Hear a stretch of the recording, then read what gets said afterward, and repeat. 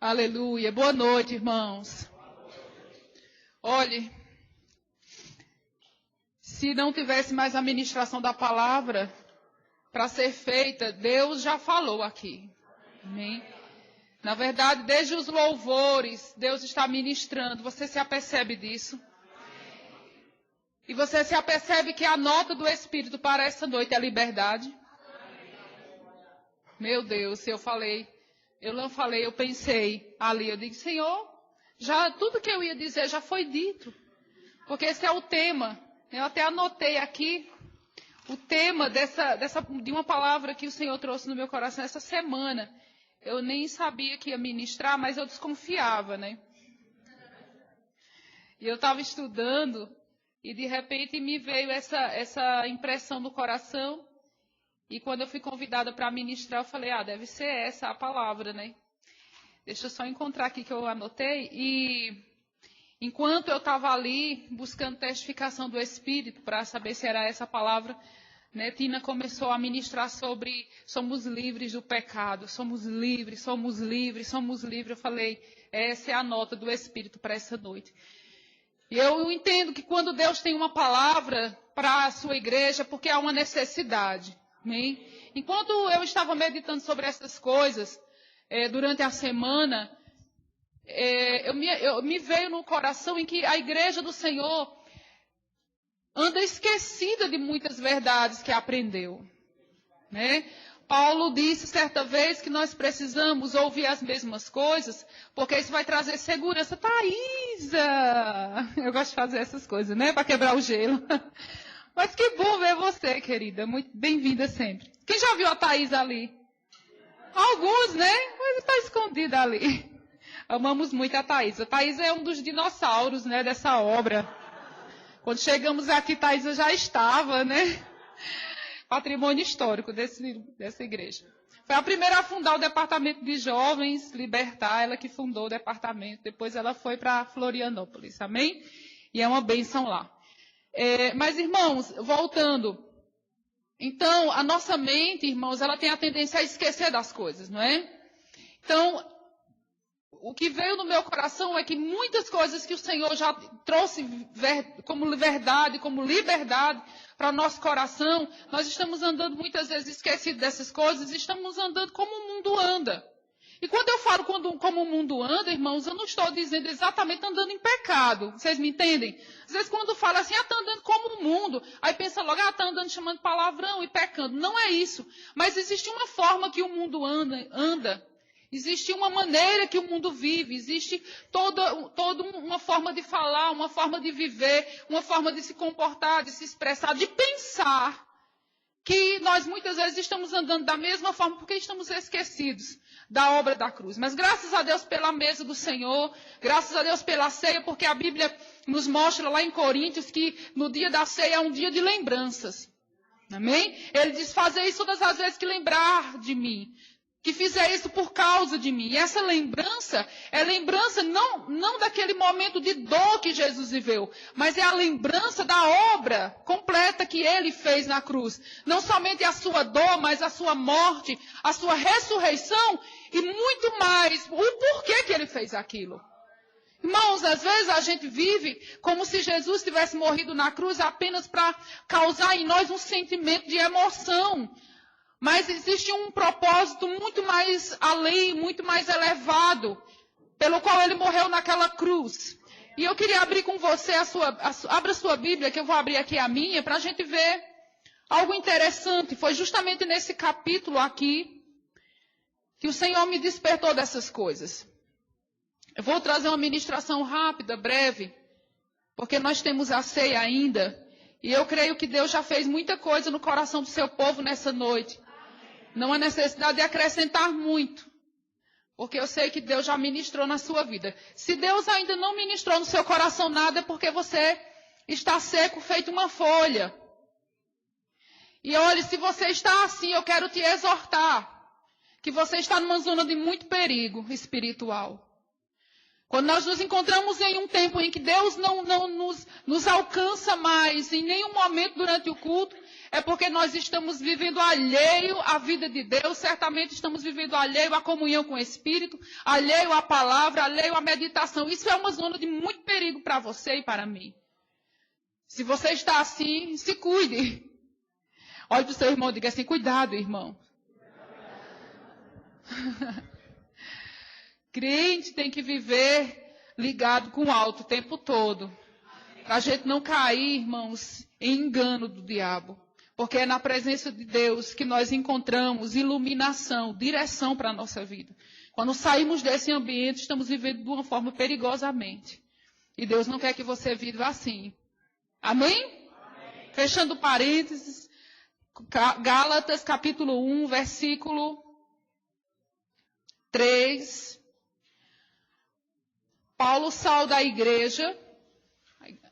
Na verdade, essa carta foi enviada para uma região, que era chamada região da Galácia, e lá havia muitas igrejas. Então a carta ia passando de igreja em igreja, eles iam lendo a carta, e ele diz assim, graça e paz. E a carta chegou aqui da UANA, amém?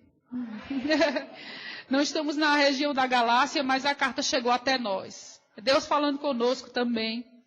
Graça e paz da parte de Deus, Pai, e do nosso Senhor Jesus Cristo, o qual se deu a si mesmo por nossos pecados, para nos livrar do presente século mau, segundo a vontade de Deus, o nosso Pai.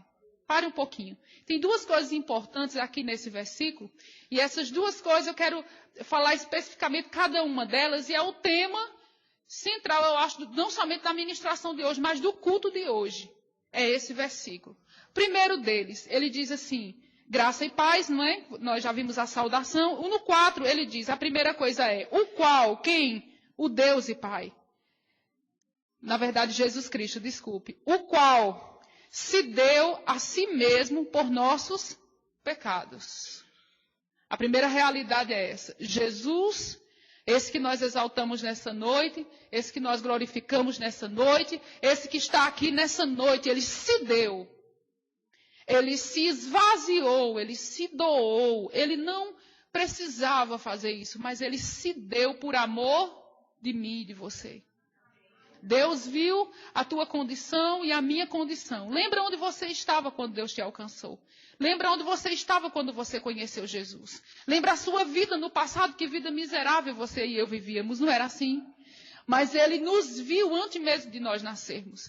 Ele nos viu antes de nós estarmos aqui. E Ele se deu. Ele se doou. Ele se entregou na mão de homens pecadores, na mão de homens cruéis, na mão de pessoas que não eram dignas nem de estar sequer perto dele. Ele se esvaziou e se entregou por causa de nós. Não existe amor maior do que esse. Ele se deu como oferta pelo pecado. Os homens na terra no Velho Testamento estavam acostumados a dar os seus animais, a dar um bode, a dar uma novilha, a dar uma pomba, qualquer tipo de animal da sua fazenda em propiciação pelos seus pecados. E isso não era muito difícil de fazer. Era assim que eles viviam na Velha Aliança. Eles davam um animal inocente como propiciação pelos seus pecados. Mas, na plenitude dos tempos, Deus enviou o seu Filho, o Cordeiro de Deus, que tirou o pecado do mundo de uma vez por todas. E essa mesa está aqui nessa noite para celebrar que nós somos redimidos do pecado. Você e eu não somos pecadores. Você não precisa viver uma vida de pecado. Você não é mais escravo do pecado. Por isso que quando Tina começou a cantar aqui, eu me alegrei, porque eu disse, Senhor, eu sei que é essa a nota para essa noite. Jesus se deu, queridos, e Ele fez isso para que você hoje seja livre.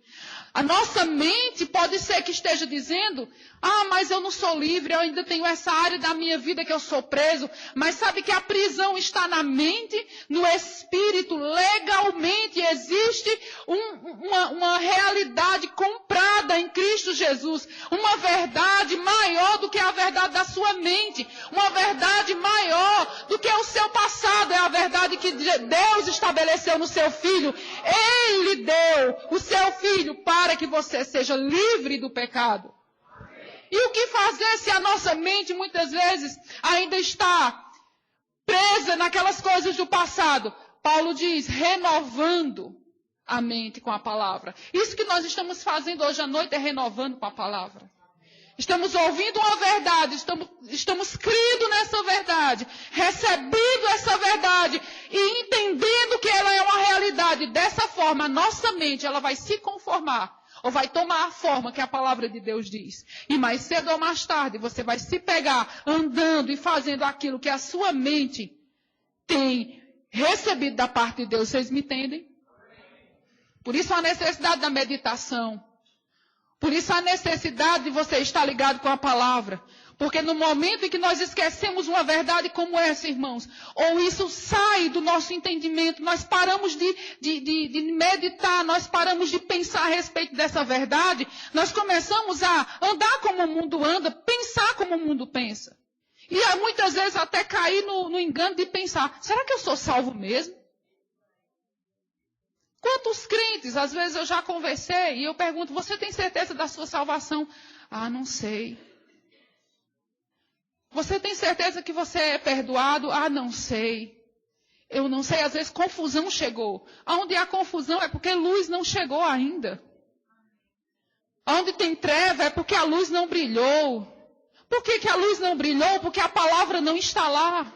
No ambiente onde a palavra de Deus está, a luz vai estar. Porque a palavra, ela é luz, ela é lâmpada. E onde ela é estabelecida, o lugar fica iluminado. E aonde tem confusão, deixa a palavra de Deus entrar e trazer iluminação para a sua vida. Ele morreu pelos teus pecados. Hoje você tem redenção. O que é redenção? Redenção é uma palavra maravilhosa que significa comprar mediante o pagamento de um preço. E quem já fez rema pode ser que saiba disso de cor, né? E salteado. Eu sei essa frase de cor e salteado. Redenção é comprar mediante o pagamento de um preço. Você sabia que Deus nos comprou 2 vezes? Por que 2 vezes? Porque a primeira vez Ele nos criou para Ele. Éramos dele, propriedade dele, filhos dele. Mas o pecado entrou e nos separou de Deus. O mal entrou no mundo e separou a humanidade do mundo. E o mundo jaz no maligno. E o que foi que Deus fez? Enviou o seu filho como redenção. Porque para libertar a mim e a você, irmãos, não era algo simples de se fazer. Precisava pagar o preço. Tinha um valor muito caro. E que valor era esse? O valor do sangue de alguém que fosse justo? Mas a Bíblia diz que não havia nenhum justo sequer na terra. Quem já leu isso? Não há quem busque a Deus, não há um justo sequer. É isso que a Bíblia fala lá no Velho Testamento. Não havia ninguém que pudesse pagar o preço do meu pecado e do seu, porque não havia nenhum justo, mas a Bíblia diz que Jesus foi gerado no ventre de Maria, não de uma semente humana, não de uma semente corruptível, ou de uma semente que estava corrompida pelo pecado. Não podia ser a semente de José, porque a semente de José estava contaminada com o pecado. Não havia nenhum justo sequer, mas lá no céu havia um justo. Deus, o Pai era justo, e da semente de Deus, que é a sua palavra, Deus gerou o seu filho no ventre de Maria. Por isso que o seu sangue era incontaminado. Seu sangue era puro. O seu sangue poderia salvar a mim e a você e até a própria Maria também. Ele se deu, ele era justo. Ele era o Cordeiro perfeito, por isso que João disse, quando viu Jesus passar pelo rio, lá, o rio Jordão, Jesus passou, ele apontou e disse, eis o Cordeiro de Deus que tira. Não é que cobre. Tira o pecado do mundo. Jesus é poderoso para tirar o pecado da sua vida. Você só precisa se entregar. E crer nessa obra poderosa que se chama a obra da redenção. A obra do Calvário é a obra mais poderosa que poderia existir, ou que jamais existiu. Na verdade, irmãos, antes de Jesus, nem depois dele, ninguém poderia fazer uma obra tão poderosa igual a obra do Calvário. O poder de apagar o pecado do mais vil pecador. De limpar o pecado daqueles até que o crucificaram. Eu estava pensando e ouvindo uma história que eu tinha ouvido há muitos anos atrás. Essa semana eu ouvi de novo. Falando sobre um homem, é uma história. Um homem que tinha um único filho. Né? E esse único filho era muito querido, muito amado. E esse filho foi assassinado. Algumas pessoas más, pessoas ruins, pegaram esse filho desse homem e mataram traiçoeiramente, mataram de forma cruel. E esse homem ficou com o coração despedaçado, dilacerado. Você que é pai ou mãe, pode imaginar uma dor como essa. É terrível, não é? E esse pai se encontrava assim. E ele tinha 3 opções. A primeira, ele poderia se vingar desses homens que fizeram isso com seu filho, matar um a um. A segunda, ele podia esperar que a justiça dos homens fosse feita e assim promover algum tipo de alívio no seu coração. Ou a terceira, que seria perdoar e pegar aqueles homens que mataram o seu filho e adotar eles como filho. A primeira opção, se vingar, não tem nada a ver com Deus. A segunda, esperar a justiça dos homens, até que vá lá. Mas a terceira se chama graça. Esse é o retrato da graça de Deus. A graça de Deus é pegar aquele que fez o mal, aqueles malfeitores que mataram seu filho, que dilaceraram seu filho, perdoar e ainda adotar como filhos seus. Foi isso que Deus fez conosco. Muitos de nós aqui poderíamos estar na fila daqueles que crucificaram a Jesus. Às vezes a gente pensa, né? Eu jamais faria isso. Será que se você vivesse naquela época, você não faria parte daquela multidão que dizia, crucifica-o? Porque, na verdade, todos aqueles que andavam com Jesus, todos aqueles foram embora. Até os 12 foram embora. E naquela multidão podia ser que tivesse gente até que Jesus tinha curado e tinha libertado, sarado. Mas agora eles tinham virado a cabeça e eles tinham dito, crucifica, crucifica. Mas Deus perdoou e adotou todos nós como filhos. Que amor é esse? Esse é o amor que está aqui nesse lugar. É o amor de Deus que te perdoa e que não lança em rosto. Ele sabia da natureza humana e ele se entregou por nós, por amor de nós.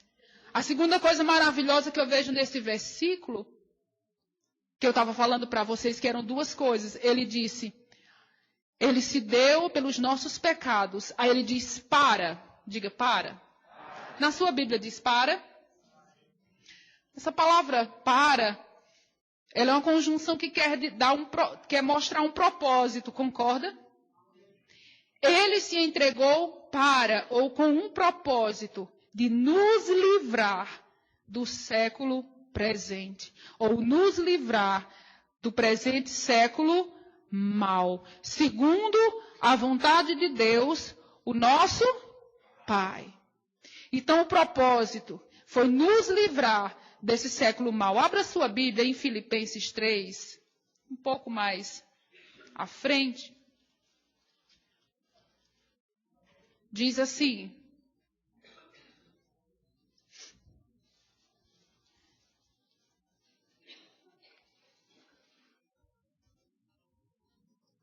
aleluia. Abriu? Diz assim: mas a nossa cidade, ou a nossa pátria, está nos céus, de onde também esperamos o Salvador, o Senhor Jesus Cristo. Veja bem, eu quero fazer um link com o versículo anterior. Ele diz que toda essa obra que Jesus Cristo fez é para que você e eu fôssemos livres desse século mau. Você consegue enxergar, irmãos? Eu tenho certeza que sim. Que nós temos vivido num século mau. Às vezes, quando eu paro para ver algumas histórias, eu gosto de assistir um canal que passa muitas histórias do mundo inteiro. Histórias de investigativas, policiais. E eu fico admirada. Tem hora que eu penso, meu Deus do céu, eu não consigo acreditar que um ser humano consiga fazer tanto mal. Porque saem essas histórias, né, de policiais. E essa semana saiu uma história, eu estava vendo lá, saiu uma história tão terrível que eu não consegui assistir tudo. Eu tive que desligar. O Espírito Santo disse, chega, não pare de assistir isso. Era tanta maldade envolvida ali, que eu não vou contar, que eu não vou dar glória nem ibope ao diabo, que eu tive que desligar. E eu fiquei pensando, meu Deus, que tempo mau é esse que a gente tem vivido? Que tanta coisa ruim nós temos vivido. E Jesus nos mostra aqui em sua palavra que ele morreu e toda aquela obra que ele fez foi para nos livrar desse século mau. Irmãos, nós estamos nesse mundo, mas nós não somos daqui. Nesse versículo aqui de Filipenses, ele diz que a nossa pátria não é aqui, a nossa pátria é lá. Nós somos forasteiros nesse mundo. Nós estamos aqui passando um tempo. Aqui não é o nosso lugar. E sabe de uma coisa, queridos? Muitas vezes nós temos vivido nesse tempo e visto essas coisas e no nosso coração tem chegado medo, insegurança, rancor, raiva, indignação, os pensamentos do mundo, no sentido de vingança, no sentido de ódio, de raiva, quer encher e quer entrar em nosso coração. Mas ele morreu para nos livrar desse tipo de sistema que está aí fora, queridos. Jesus, ele sempre falava sobre o reino de Deus. E graças a Deus que nós estamos no reino de Deus. Embora nós estejamos morando em Aquidauana e vivendo no mundo, mas nós não somos do mundo. Nós estamos em um ambiente espiritual, eu creio nisso. E Deus quer que você creia nisso. Existe um reino espiritual que ele está dentro de nós. E é esse reino que rege a nossa vida. Nós não precisamos viver igual o mundo vive, andando inseguro, andando com medo, andando com raiva, andando no pecado, andando na angústia, andando em tristeza, em rancor, em depressão. Porque o reino de Deus está em nós. E como Tina bem disse aqui na hora do louvor, se nós não fizermos isso, em viver, amados, de forma digna desse reino, nós não estamos honrando a Jesus. Porque foi muito caro o que ele fez. Você concorda que foi sacrificial realmente? Foi caro demais realmente? Para nos arrancar desse sistema que está aí fora. Aleluia! Para não vivermos nesse sistema. Medo. Pessoas dentro da igreja vivendo com medo. Ah, medo, eu tenho medo disso. Meu irmão, tem coisa que eu não gosto, realmente. Você pode estar pensando, mas você tem medo de rã. Muita gente sabe que eu odeio sapo. Mas, irmão, não é disso que eu estou falando. Eu acho um bicho peçonhento e eu não quero conversa com ele. O profeta Gilson disse a mim, se você pegar a rã e segurar ela 1 minuto, nunca mais você vai sentir isso. Eu digo, eu quero ficar com isso até Jesus voltar. Não quero pegar nela. Tem que pegar na rã para poder parar com essa coisa. Ele falou, eu digo, não deixe do jeito que eu estou mesmo. Estou brincando um pouco, irmãos. Mas não é disso que eu estou falando. Às vezes as notícias chegam pela televisão, pelo rádio. Crises. Como vai ser o futuro? Como vai ser os filhos? Como vai ser o casamento? Como vai ser a empresa? Como vai ser os negócios? Uma doença entra na família, uma doença chega no corpo e medo se instala. Inseguranças. Como vai ser amanhã? Deus quer levantar a sua igreja e dizer para você nessa noite, você não é mundo. Você é guardado. Há uma sebe de proteção em nossas vidas.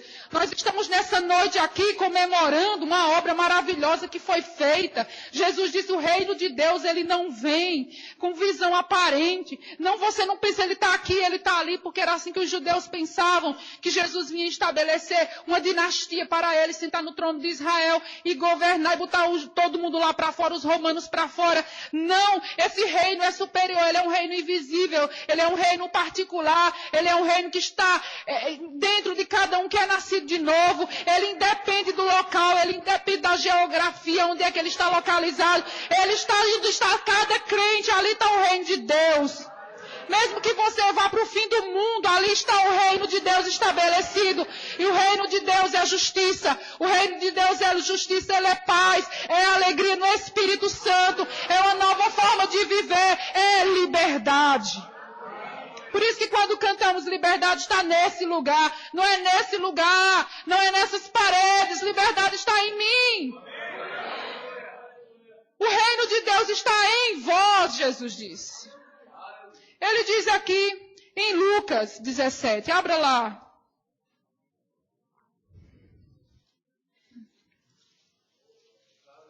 Lucas 17. Versículo 20 diz assim.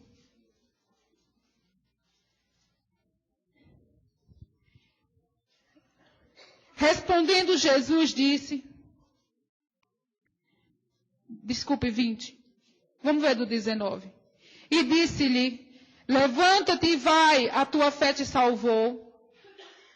20. Interrogado pelos fariseus sobre quando havia de vir o reino de Deus, respondeu-lhe e disse, o reino de Deus não vem com aparência exterior, nem dirão ei-lo ali ou ei-lo aqui, porque eis que o reino de Deus está entre vós.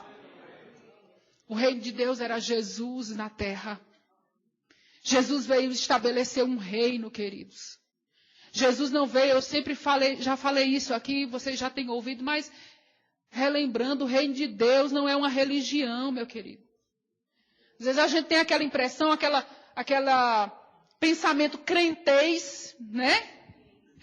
Que o reino de Deus é a religião evangélica.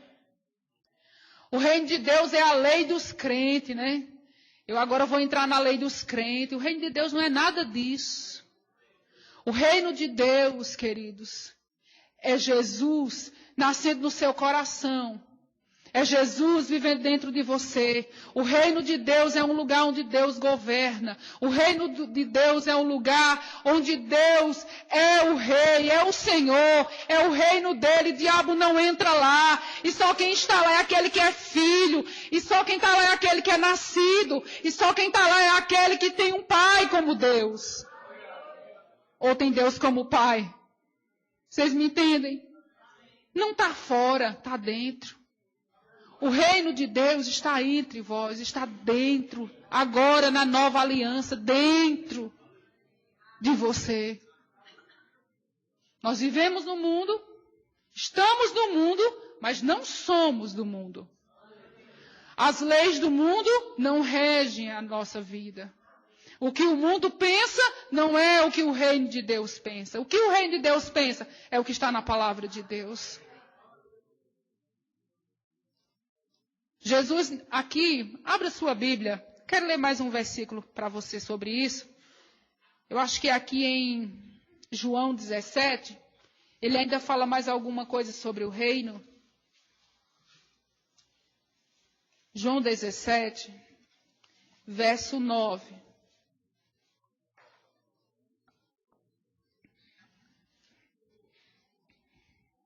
diz assim: eu rogo por eles. Essa aqui, irmãos, é uma oração.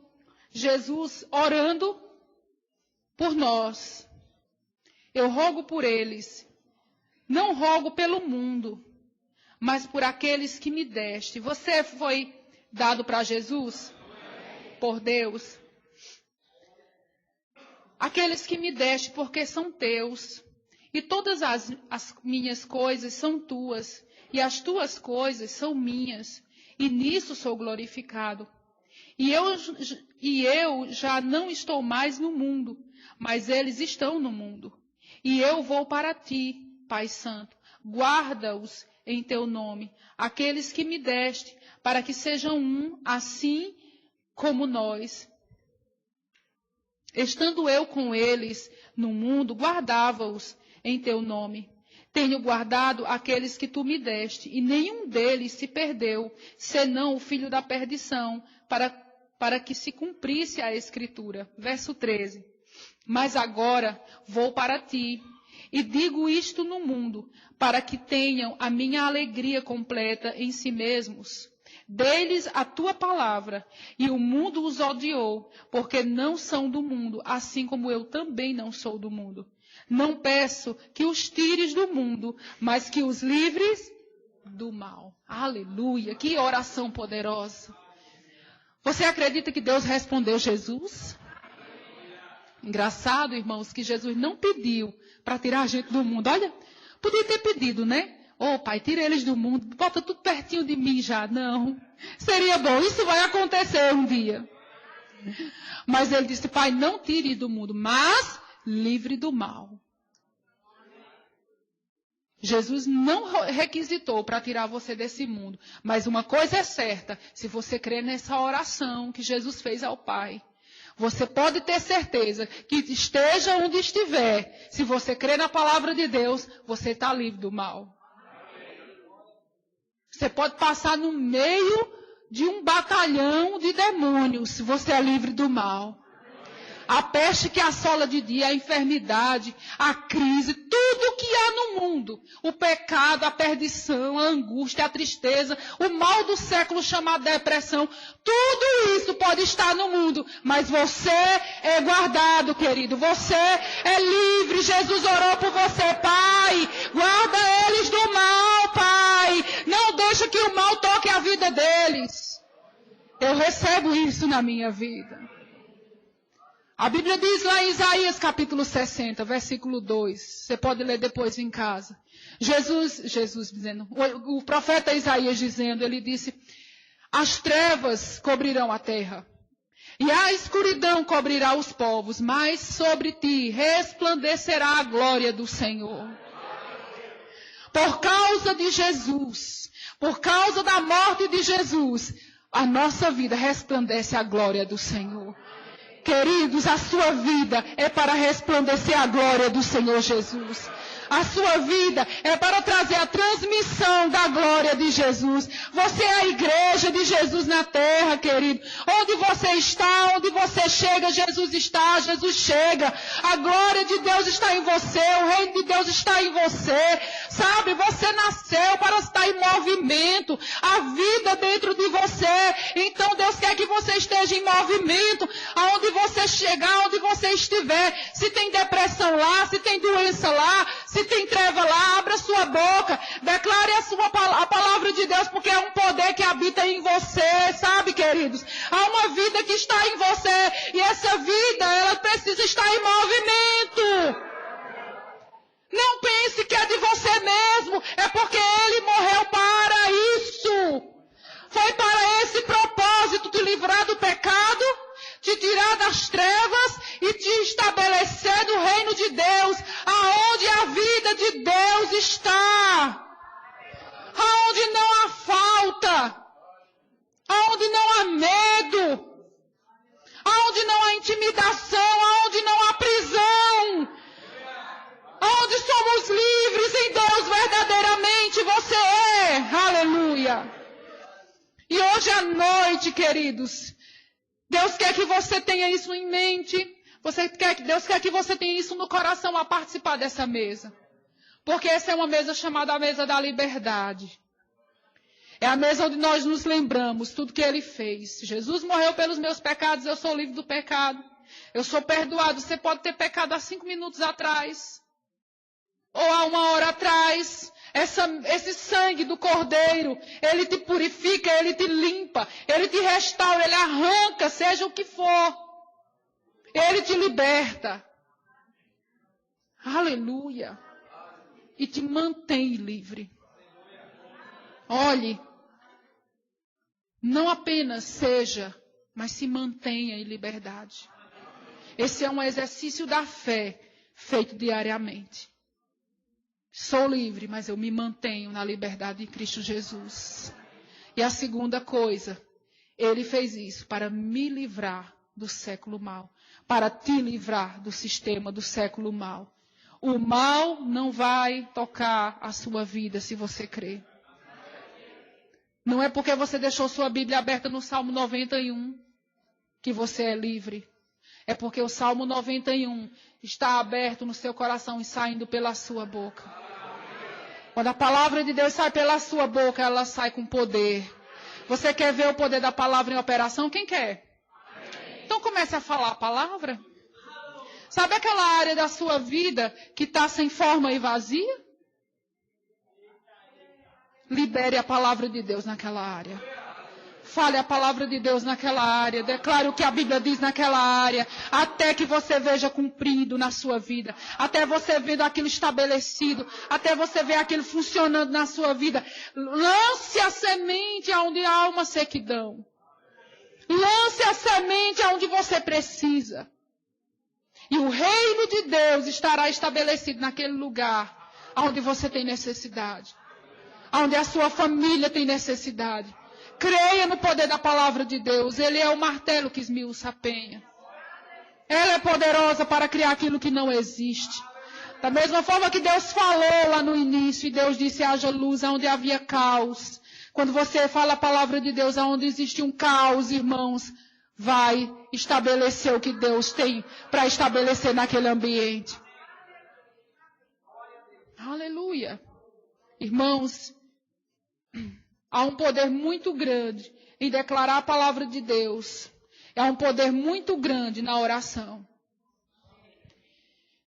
Pode ser que existam áreas na sua vida que você já decretou falência. Talvez você já tenha áreas que você já desistiu. Você fala, essa área aqui eu não oro mais. Essa área aqui da minha vida eu não faço mais nada, eu não aguento mais, eu vou largar a mão, como diz aqui, né? Eu largo mão dessa área da minha vida. Não tem jeito. Tem jeito. Aqueles que esperam no Senhor renovam suas forças. Subirão com asas como águia. Correrão e não se cansarão. Caminharão, não se fatigarão, ou trocando, né? A verdade é, você não vai se cansar, você não vai se fatigar, você não vai desistir, se você está esperando no Senhor. Espere no Senhor. Não desista dessas áreas na sua vida. Não se conforme com o mundo. Você está no reino de Deus. Você foi livre do sistema do mundo. Você foi tirado do império das trevas. Você foi transportado para o reino do Filho do seu amor. Há um momento que essa área vai romper. Você crê em tempos de rompimentos? Há áreas que demoram um pouco mais. Há áreas que demoram para romper. Mas enquanto isso não acontece, você vai permanecer na palavra. Não é tempo de você desistir. Você está no reino, você não está no mundo. Você faz parte de outro ambiente. Você não é daqui, você é peregrino nesse lugar. É isso que Deus quer que você entenda nessa noite. Renove suas forças hoje através dessa mesa. A força nessa mesa. Se lembra quando o povo de Israel comeu da Páscoa? E eles estavam indo para a terra da promessa. E naquela noite eles comeram da Páscoa e eles puderam se fortalecer a ponto deles caminharem até o deserto. Sabe por quê? Porque naquela refeição havia força. Naquela refeição havia ânimo. Naquela refeição havia poder liberado, poder envolvido. Há poder envolvido desse lugar nessa noite e hoje. Há poder envolvido em comer nessa mesa. Mas há muita incredulidade. Mas incredulidade, Fabiana, sim. Todas as vezes que nós pensamos assim, não aguento mais, eu vou largar a mão, isso tem cheiro de incredulidade para Deus. Na verdade, tem audição de incredulidade. Nós não podemos, irmãos, estar diante de um Deus tão grande falando incredulidade para Ele. É inadmissível ter um Deus tão grande e estar com incredulidade em algumas áreas. Quando é que estamos em incredulidade? Quando nós nos cansamos. Ficou silêncio, né? É porque eu sei que eu estou falando pelo Espírito agora. Larguei mole o caderno. Deus está dizendo para você hoje, pare de incredulidade diante de mim. Porque quando Israel estava andando no deserto, e eles começaram a ficar reclamando, Deus diz, eu não suporto mais esse povo, porque eles não creem em mim. Eu não quero essa repreensão de Deus. Baixe sua cabeça. Pai, eu entendo que essa palavra que o Senhor trouxe nessa noite para o seu povo. E, Senhor, muitas vezes temos andado em incredulidade, quando muitas vezes nem sequer falamos, mas nós dizemos dentro de nós, no nosso pensamento, eu não aguento mais, eu vou desistir.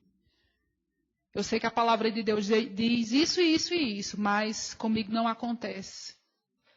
Eu sei que a Bíblia diz isso, isso e isso e isso, mas comigo não está manifestando, então eu não aguento, eu vou desistir. Você ouve esses pensamentos, Pai, e você se entristece por causa da incredulidade. Mas, Senhor, essa é uma noite que o teu povo renova as forças em Ti. Eu creio que cada um está orando agora e colocando essas áreas em que eles têm se esquecido quem são em Cristo Jesus, o que Ele fez por nós.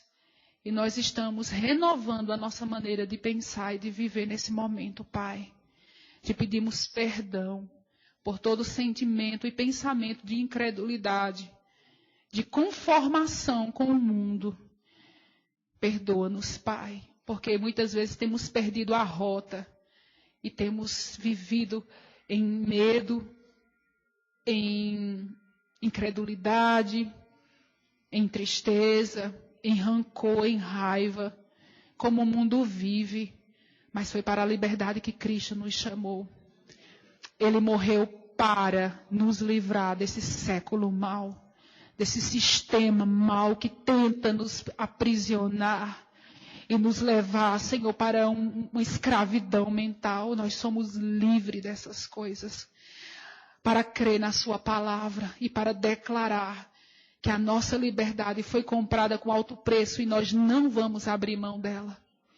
Obrigado, porque quando nós comermos do pão e bebermos do cálice, nós vamos anunciar a sua morte, a sua obra em nossa vida. Nessa noite, estabelecemos, Pai, na nossa mente o seu reino e declaramos que nós não vamos viver aquém daquilo que Jesus conquistou tão penosamente para nós. Graças eu te dou pelo seu povo. Graças eu te dou pela igreja que se assenta nessa noite aqui. Graças eu te dou pela unção que já está operando dentro de cada um deles. Graças eu te dou pela ministração particular e individual do teu Espírito no coração de cada um nessa hora, Pai. Em nome de Jesus eu te louvo por refrigério, eu te louvo por descanso, eu te louvo por graça, eu te louvo pelos olhos do entendimento aberto, para que possamos ver claramente a altura, a largura, o comprimento do amor e da profundidade da obra de Cristo no Calvário por nós. Em nome de Jesus, dá-nos olhos abertos, Senhor. Abre os olhos do nosso coração para que vejamos claramente o reino do Espírito e todas as coisas que estão em nosso redor. Em nome de Jesus, eu te louvo. Amém.